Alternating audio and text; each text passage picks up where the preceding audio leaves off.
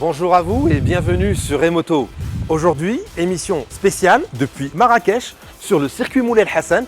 Citroën nous invite pour tester la version restylée du C5 Aircross qui est enfin disponible au Maroc. Et grand invité de marque dans cette émission en la personne de Jawad Zaïri, grand footballeur marocain. Bonjour Jawad. Bonjour Jalil, comment vas-tu? Bien, En forme? super. Très bien. Bon, ben voilà, à tout de suite sur le circuit pour tester ce véhicule. Mais d'abord, un petit retour sur le descriptif du véhicule qui évolue à travers une calandre revisitée et dont le prolongement évolue vers des projecteurs avec une signature lumineuse en Y ou en V, c'est selon. Et puis, le bouclier a aussi été remodelé, adoptant une lame inférieure. À l'arrière, le principal changement concerne les blocs de feu qui adoptent une nouvelle signature lumineuse, comme on peut le voir ici, tridimensionnelle. Pour le reste, le C5 Aircross conserve son profil général, marqué notamment par un détail de style du plus bel effet, à savoir un entourage du vitrage latéral en forme de décapsuleur. Et l'un des points forts de ce véhicule, c'est d'avoir le plus grand coffre du segment, avec un volume allant de 580 à 720 litres, grâce à la banquette rabattable. Du coup, le gigantesque sac de sport de notre ami Jawad Zaïri prend place et laisse place aux autres bagages. Alors à bord, les changements ne concernent pas beaucoup la planche de bord. Cependant, on note l'adoption d'un cockpit numérique et d'une nouvelle interface multimédia de 10 pouces dès le premier niveau.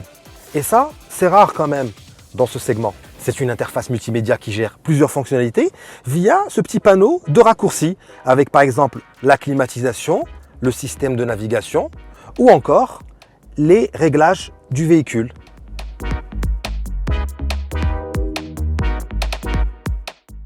Et qu'en matière de suspension aujourd'hui, sur des SUV comme de cette gamme, eh bien qu'est-ce qui prime? C'est le confort, on est bien d'accord. Confort dit tenue de route, ça c'est pas incompatible, mais là, dans ce segment-là, le C5 Aircross a vraiment une avance.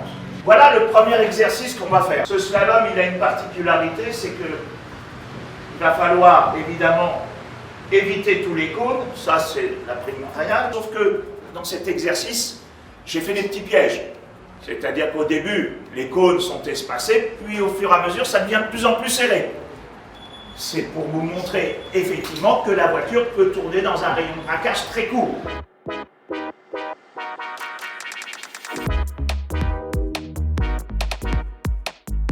Voilà, nous sommes au volant et nous allons faire tout de suite un slalom au volant du C5 Aircross en compagnie de notre copilote du jour, Jawad Zaïri.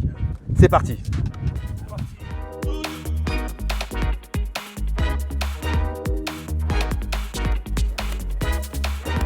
Allez, c'est pied.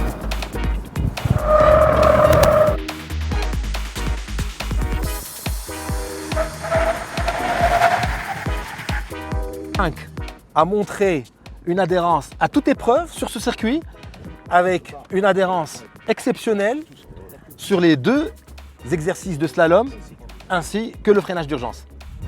Voilà, nous quittons le circuit direction le désert d'Agafay pour voir comment évolue le C5 en milieu off-road. C'est probablement un très bon pistard comme on va le voir, mais juste avant, on retourne sur l'autoroute, sur le trajet d'hier où nous avons pu exploiter tout le potentiel du 2 litres HDI de 180 chevaux. C'est tout de suite.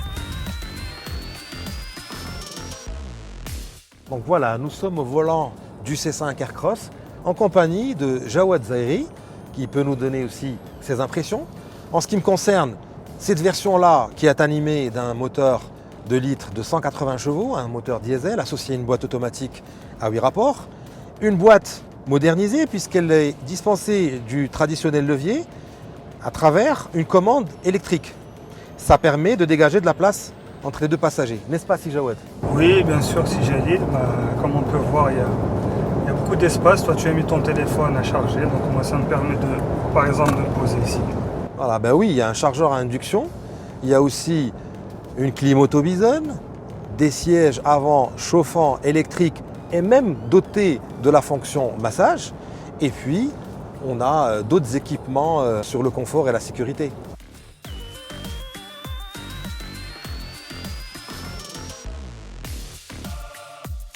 Avec ses 180 chevaux, ce 2 litres Blue HDI est largement suffisant, d'autant plus qu'il dispose d'un sélecteur de mode de conduite qui s'avère pratique lors des dépassements, comme ici sur l'autoroute, avec du répondant immédiatement. Voilà, très pratique.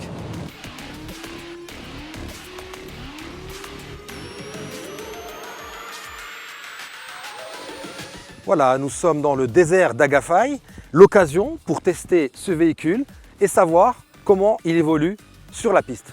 Voilà, nous nous élançons au volant du C5 Aircross sur un terrain assez sablonneux.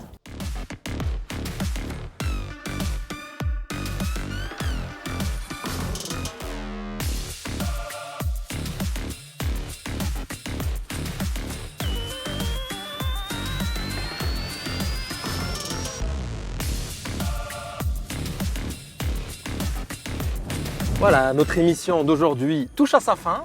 On se retrouve dans 15 jours sur Emoto, le rendez-vous automobile de R24.